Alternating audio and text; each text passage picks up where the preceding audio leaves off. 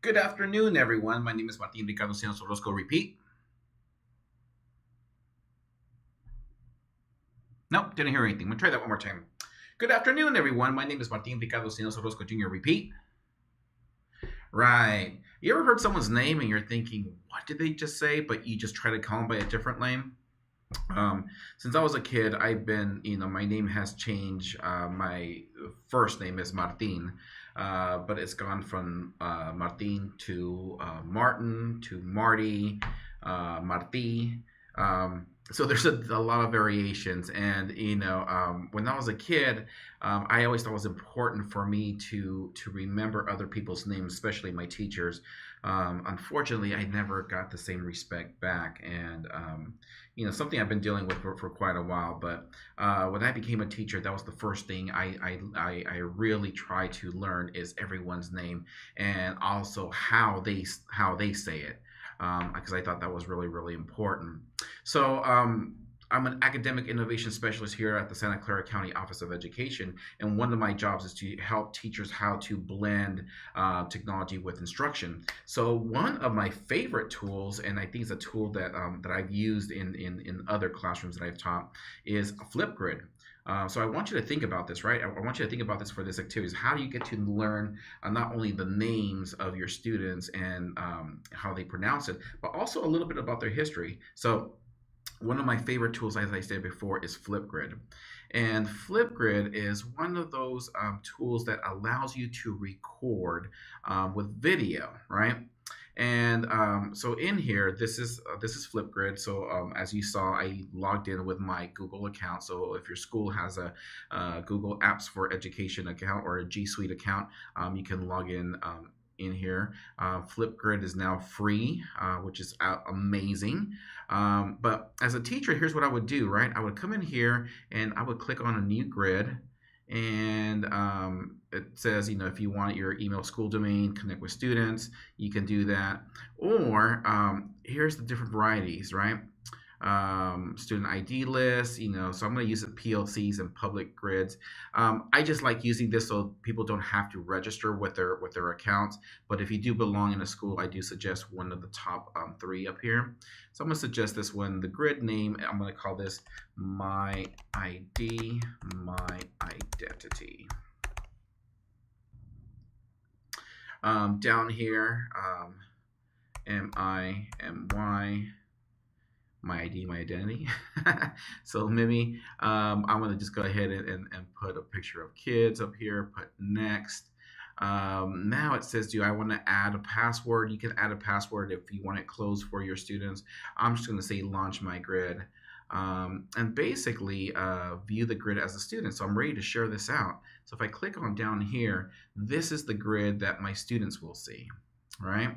So in here, they give you a first prompt here. It says let's connect, but what I want to do is I want to go back to that. I want to go back to my grid over here, and after I have created it, right, what I'm going to do is I'm going to create a new topic, and in that new topic is tell me about your name. So I'm going to give the students, you can give the students anywhere from 15 seconds to a minute to 5 minutes. I'm going to leave it at 1 minute and 30 seconds. And then the description is, please, great. So now what I've done here is I created my topic details, the amount of time, the description of what I want the students to do. So I want the students to tell me their name, how do they pronounce it, how do they get their name, and any other information that they would like for me to know. So video moderation is if you want to moderate, making sure that every time a student goes ahead and submits a video that you want to approve it before it is let out to the community. So I'm going to turn that off for now. And then other than that, the launch and freeze dates where you want it, when you want to start, when you want it to end. You can add some other information, but I'm going to leave all this completely blank. Public video reactions, video views, student to student replies, video title, yes, yes, yes. And that's pretty much it. I'm going to click on create topic. So now here is a direct link to this topic. So this is what the students will view. So what I would do on the first day of class is I would create this Flipgrid and make it available to my students. The students would then come here. And in here, they'll see the prompt, right? The prompt says, please tell me about your name. How do you like to pronounce it? How did you get your name? Any other information? So as a student, I would come in here. And once again, the nice thing about Flipgrid is that it doesn't matter whether they're on a laptop, tablet, or a mobile device. They'll have access to this Flipgrid. I'm going to click on the plus sign here. I'm going to, log in with my Google. That's fine. And here we go. I'm going to click on allow. And here we go. So I'm going to record a little bit about my name. Hello everyone. My name is Martin Cisneros. My full name is Martin Ricardo Cisneros Orozco. So Martin, right? That's the way my mom pronounced it. That's the way my father pronounced it. So that's the way I like it. How did I get my name? Well, my family, my mom, dad, had children. The first 4 were all females.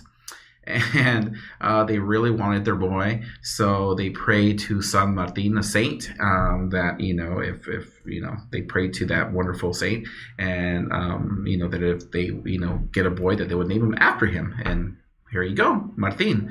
Ricardo is my father's first name. Cisneros, of course, is my father's last name, and Orozco comes from my mother's maiden name. So that's how you get my name. So other than that, people always, I go back and forth with my name, but, if you call me Martin, I usually get a smile, especially if I know you can't pronounce it and you try. That makes it really, really special. So with that, thank you. So the kids would then record it here. They would click on next. They're going to review it. At this moment, they can add stickies to their video. They can add titles, attachments if they want. They can edit by moving these little scissors, towards the center. They can download it if they wanted to, but I'm going to click on next, because at the very end, it's going to ask them to take a selfie, and you know how kids don't like to take selfies, right? So here we go. So after they have their selfies, they can start, adding some cool stuff on there. So for example, you can go ahead and put on, let's say, so I'm gonna put myself a bow tie here. All right, bring that guy down. Let's see what other cool stuff. Oh, we can put on some really cool shades. So I'm gonna stick with the red theme here. All right, put on some cool shades. And then you can add animals, food, any other wonderful stuff that you see here. But once you're completely done, I'm gonna throw out a computer because I like computers, right? Whatever that might be. So once you're done, they hit on next, and it uploads their videos, and it says complete success.